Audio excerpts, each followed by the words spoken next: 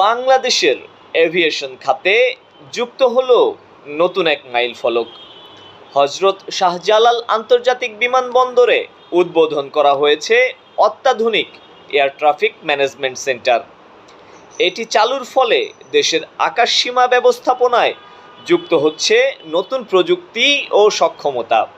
নতুন এই ব্যবস্থার মাধ্যমে 350 নটিক্যাল মাইল বা 650 কিলোমিটার পর্যন্ত রাডার কভারেজ নিশ্চিত করা সম্ভব হবে।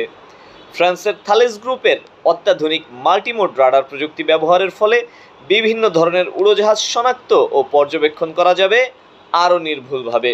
এই সেন্টার থেকে সমন্বিতভাবে দেশের আকাশসীমা ব্যবস্থাপনা পরিচালনা করা হবে, যা আন্তর্জাতিক মানদণ্ড পূরণে সহায়ক হবে। এই সিস্টেম চালুর ফলে ফ্লাইট পরিচালনায় নির্ভুলতা ও সময়ানুবর্তিতা বাড়বে, কমবে ফ্লাইট বিলম্ব, নিশ্চিত হবে অধিক নিরাপত্তা।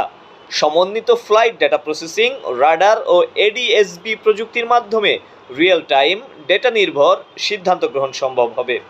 এর ফলে আকাশসীমার ধারণ ক্ষমতা বৃদ্ধি পাবে এবং ট্রাফিক ব্যবস্থাপনা আরও গতিশীল হবে।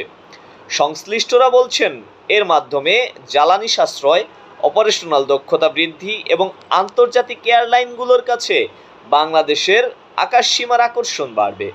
ফলে ওভারফ্লাইট থেকে বৈদেশিক মুদ্রা আয় বৃদ্ধি পাবে এবং ভবিষ্যতে আকাশসীমা সম্প্রসারণ সহ বিভিন্ন উন্নয়ন উদ্যোগ বাস্তবায়ন সহজ হবে।